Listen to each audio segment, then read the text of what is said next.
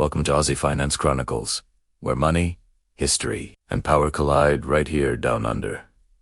In the heart of a nation's economy stand for names: West ANZ, NAB, Commonwealth Bank. They aren't just banks. They're the four financial pillars that shape Australia's economic destiny, stalk the corridors of political power, and have a hand in every home loan, every retirement account. This is the story of a war for market share, a rivalry woven through government policy, and a relentless quest for growth. This is the bank wars. So, who are the big four, and why do they matter so much? Together, these four institutions control over 75% of all banking assets in Australia. They boast incredible profitability and a surprising resilience to global financial storms. This level of concentration is almost unique, even by global standards.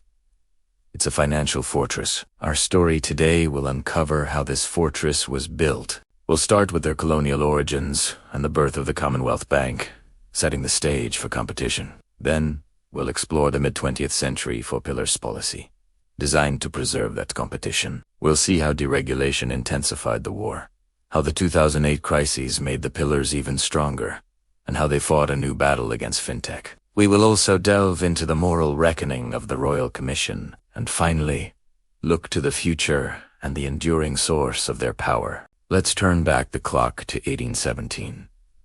The Bank of New South Wales, which would one day become Westpac, was founded, making it Australia's very first company. It was the financial engine of colonial trade and expansion, a clear sign of private banking's early dominance.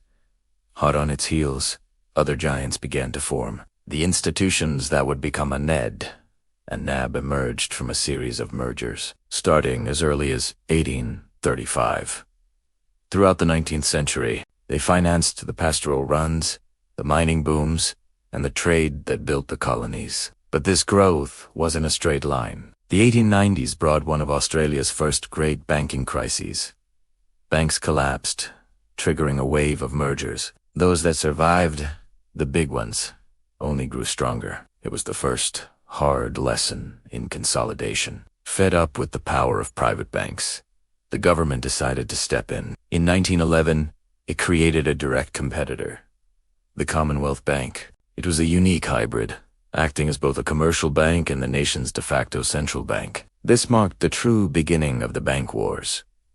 The three private giants versus the People's Bank. Its role in financing World War I cemented its status as a national hero. Fast forward to World War II, the government clamped down hard on the banking sector. Interest rates, loans, and deposits were all tightly controlled. Competition was suppressed for the sake of national stability and the war effort. After the war, a major shift occurred. In 1959, the Reserve Bank of Australia was created, formally separating the central banking duties from the Commonwealth Bank's commercial operations. This was the dawn of our modern financial system. The 70s and 80s then saw another wave of consolidation. Big mergers created the Westpac and NAB we know today, shrinking the market from 6 or 8 major players down to just 4. To prevent this concentration from going too far, the government introduced its Four Pillars policy in the 1990s. It explicitly forbade any of the big 4 Westpac, ANZ, or NAB from merging with each other. The goal was to protect competition and control systemic risk. But here's the irony. While the pillars couldn't fight each other, the policy allowed them to swallow up smaller rivals, cementing their dominance even further. The 1980s heralded a new era of deregulation. Reports like the Campbell and Martin reviews recommended unshackling the financial markets. Interest rate controls were lifted, and a new battlefield for competition was opened.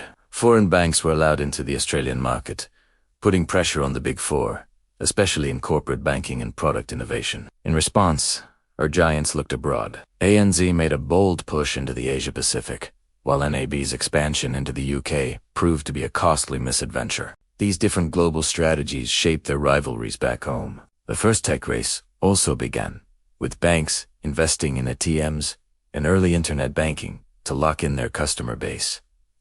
But the real fight was in the mortgage market. The 90s and 2000s saw a fierce competition for home loans, with non-bank lenders like Aussie Home Loans emerging and forcing the Big Four to defend their margins. Then came 2008.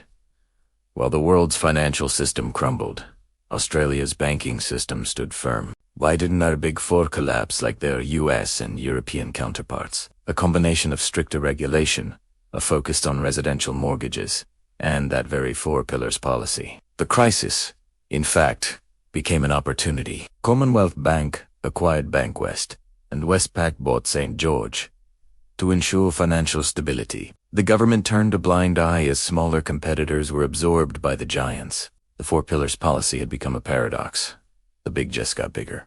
In the aftermath, the Big Four posted record profits, sparking a national debate about super profits and the cost of their market dominance. And with the government's implicit too big to fail guarantee, they gained an unfair competitive advantage, able to borrow more cheaply than any smaller rival. The 2010s brought a new threat, the FinTech revolution. Neobanks like Govt and Shinja emerged, offering consumers a real alternative to the high fees and legacy systems of the Big Four. In this new digital war, CBA took an early lead with heavy tech investment. Others, like NAB, struggled to update their complex IT infrastructure. Yet, despite the hype, most neobanks either failed or were acquired. The Big Four's immense brand loyalty, deep pockets, and ability to navigate complex regulations allowed them to crush or absorb this new wave of competition. But their greatest battle was yet to come. By the mid-2010s, public anger over bank misconduct was boiling over. Financial advice, scandals, charging fees to dead people, and a litany of unfair charges eroded customer trust. This led to the 2017 Royal Commission into Misconduct in the banking, superannuation, and financial services industry. The biggest moral investigation in the history of the bank wars.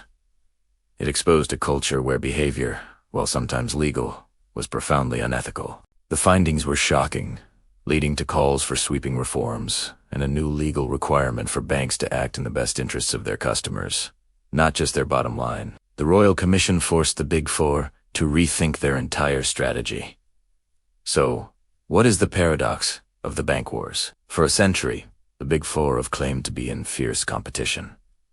Yet, together, they've created one of the most concentrated and profitable banking systems in the world. The war wasn't fought for the best interest rate for the consumer. It was a strategic battle to each hold a quarter of the market. Their enduring power comes from this managed competition, their too big to fail status, and a regulatory environment that has, time and again, favored stability over true disruption, from colonial outposts to digital fortresses. The story of the bank wars is the story of Australian power. Being Australian is a privilege. It is dominating a great continent, and it is a great power. Let's learn our history in detail for a more industrious, more honorable Australia. Thank you for being here with me. If you haven't already, please subscribe to our channel, share this video, and hit the bell icon. Your support helps us create more content like this. Let's work together for a stronger Australia.